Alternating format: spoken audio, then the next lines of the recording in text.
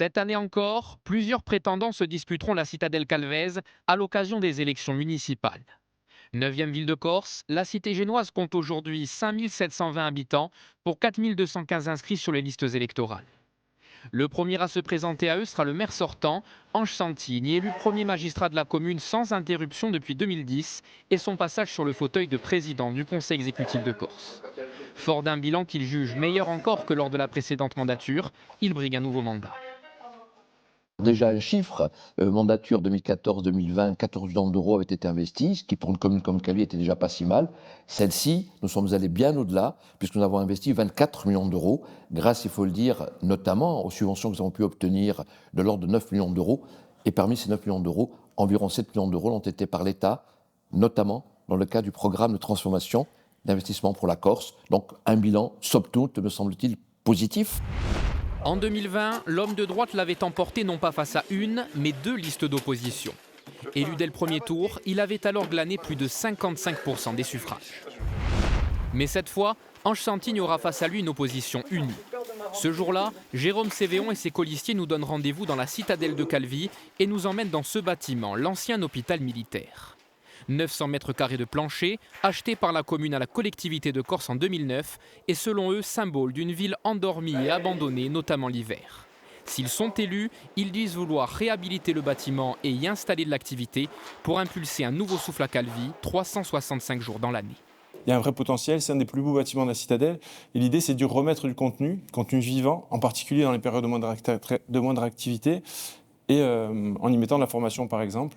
Et ça amène à la fois de la vie dans la citadelle, mais ça draine de la vie dans toute la ville. Et c'est vraiment l'objectif majeur qu'on a, remettre de la vie toute l'année à Calvi et ressortir de cette bipolarité où on a une frénésie estivale et puis finalement un endormissement trop long en hiver. Calvi, comme n'importe quelle ville, ne pourra jamais se développer à l'année. C'est de l'utopie. Bien. Même Paris ne se développe pas à l'année. Au mois de juillet, au mois d'août, vous traversez la capitale sans encombre. Bien. La saison aujourd'hui touristique, elle est étalée. Bien. Moi qui suis calvais de naissance, qui ai vécu à Calvi, je peux vous dire qu'avant les saisons se résumaient à un petit mois, tout juste. Aujourd'hui, le mois de septembre est équivalent au mois de juillet et le mois d'octobre à celui du mois de mai. Donc on voit qu'il y a un étalement de la saison. Après, encore une fois, on ne peut pas dire que l'action de la municipalité, notamment les 24 millions d'euros investis, mais même les autres par le passé, soit en direction uniquement du tourisme. Et comme toute ville touristique de bord de mer, l'autre enjeu important de Calvi est celui du logement et de l'urbanisme. Selon l'INSEE, 54% des logements calvais sont des résidences secondaires. Pour tenter d'inverser la tendance, la majorité actuelle a mis en place un plan local d'urbanisme en 2021. Ce PLU prévoit notamment l'obligation pour tout nouveau programme immobilier de réserver 10% des logements à de la primo-accession et de la résidence principale. Pas question en revanche d'interdire les nouvelles constructions de résidences secondaires. Nous travaillons aussi aujourd'hui, de concert avec l'Office intercommunal de tourisme, pour réguler les Airbnb. Parce qu'il est bien certain que si il est plus compliqué demain de pouvoir louer à la semaine, les gens vont être plutôt incités à louer à l'année. Je ne suis pas pour bloquer les constructions, parce que derrière les constructions, il y a toute une économie, naturellement, avec le gros œuvre et les corps de métier qui en découlent, mais nous sommes, avec le conseil municipal, pour réguler l'usage que l'on fait des appartements, voire des villas, pour tenter de rééquilibrer.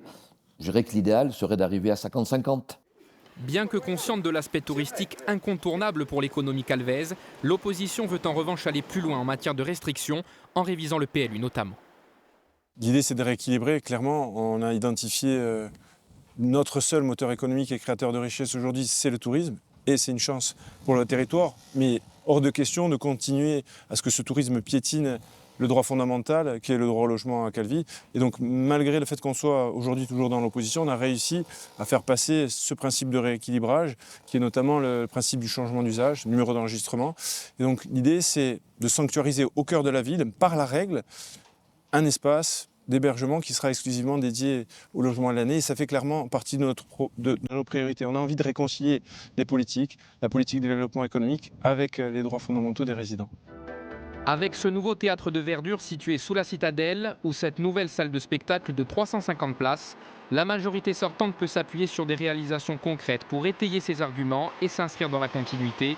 Face à elle, une liste d'opposition souhaitant incarner le renouveau et une façon différente de développer la commune.